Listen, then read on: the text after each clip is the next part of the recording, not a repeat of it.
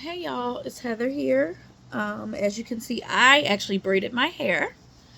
It's really long. Yeah, so today is March 10th, which puts me at 14 weeks post-op. I had a doctor's appointment today. For those who don't know, I had a double mastectomy on February 24th. I carried the BRCA1 gene, so this was a preventative surgery. I went last week. They removed my drains. I went this week because the right side was a little swollen, so the doctor drained some fluid. Now, how does he do that? He sterilizes the area. He puts a needle in, and it it's not really painful. Now, I do have a high tolerance for pain, but it feels like you're being pinched from the inside. Maybe like a delicate part of your body, maybe like under your arm area right here where somebody can pinch you. It feels like that type of pinch.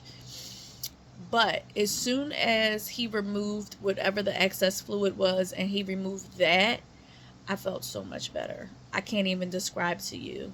Today is a good day. I probably look better to a lot of people. I washed and conditioned my hair Friday. That took a while, but I do have a shower bench, so that helped. Saturday, I did one back row, and then my girlfriend, shout out to Nia Hunt and Jerome Hunt for coming to see me. My girlfriend Nia did up to here, and then I did maybe one more row, and then I stopped for the night. Got up on Sunday as I was watching church because I can't go.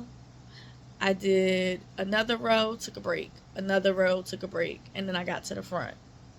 The front is easier and faster because you can see it. You're not lifting your arm all the way over your head. It's more so I was bending my head so that I wouldn't have to lift my arm.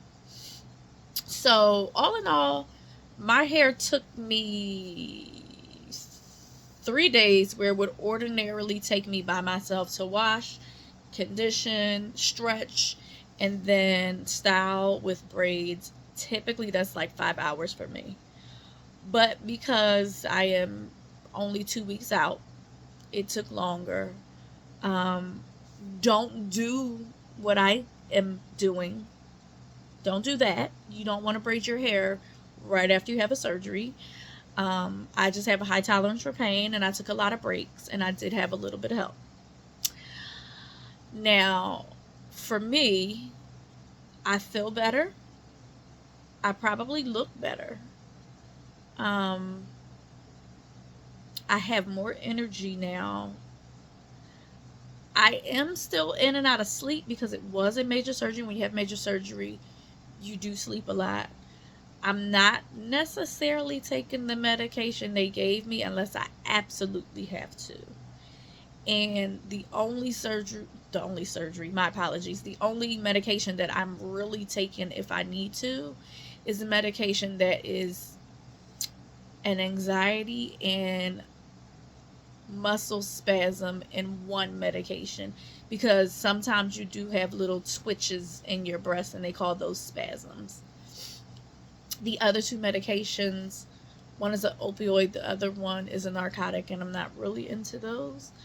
Do what you have to do for yourself. I did ask my doctor today during my doctor's appointment if he could prescribe me ibuprofen. So I will be taking ibuprofen from here on out for pain as needed.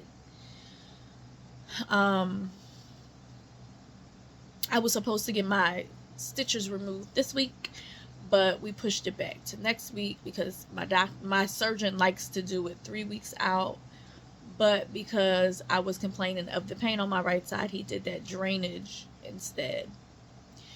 I want to encourage you guys, if you have this surgery and you feel like something's off, or you feel that the pain is more than it should be, or you feel any type of swelling, let your surgeon know.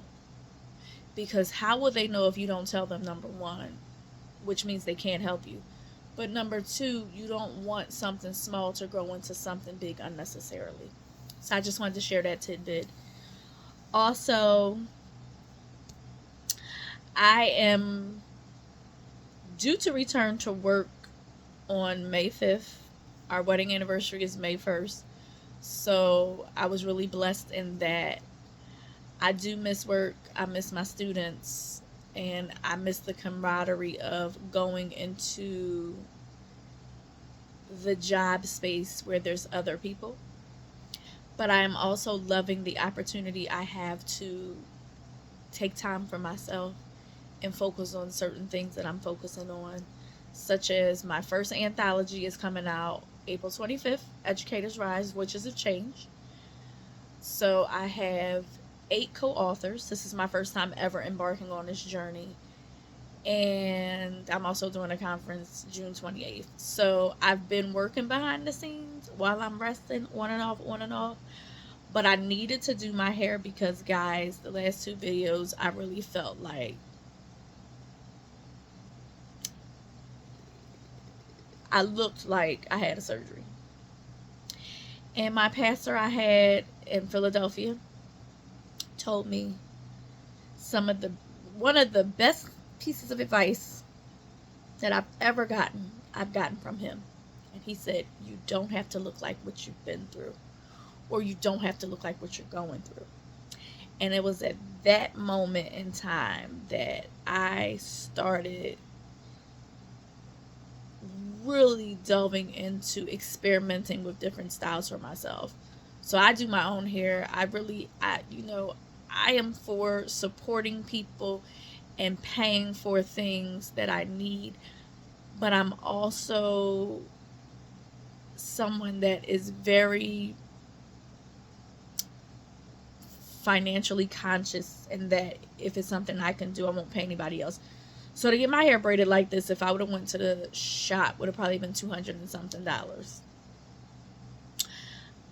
I ordered this hair probably 3 months ago on Amazon, and I ordered it in bulk. I had 3 bundles. They come 9 in a bundle.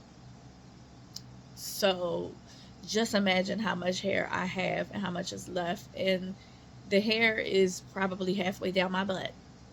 I'm short. I'm 5'3", but you get it. These are not feed-in braids, but if you feed the braids in, you can make them as long as you want.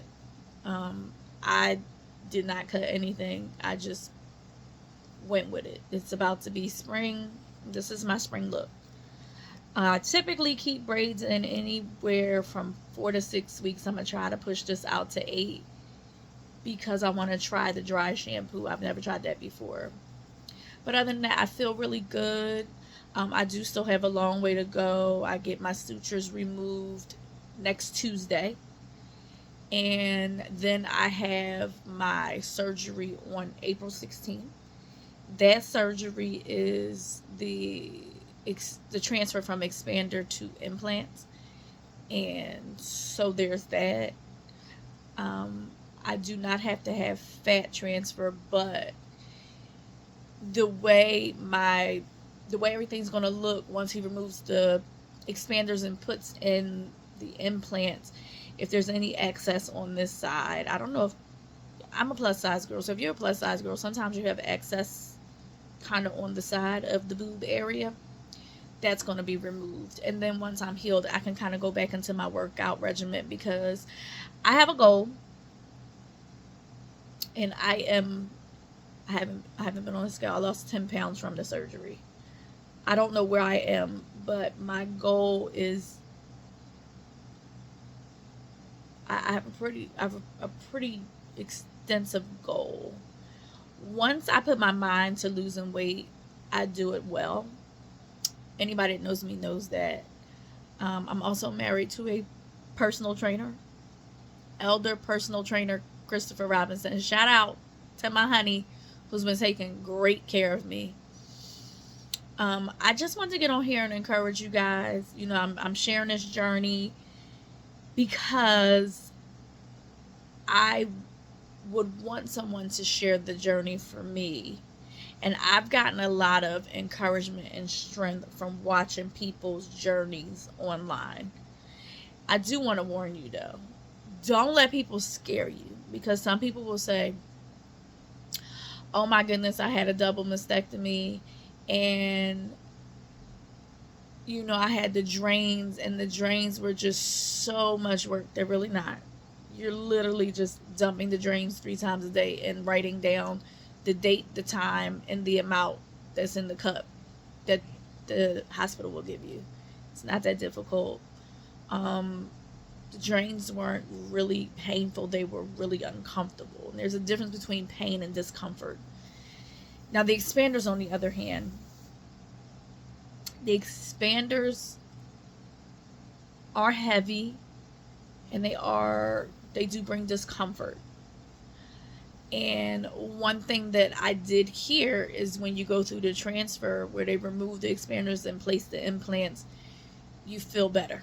It's lighter. It's not as heavy, because I'm a full C cup now, but I feel like I'm where I was. I was a triple D going into E, and I opted to become a full C because for my height and my stature, that better suits me. And as I go through losing weight, it will be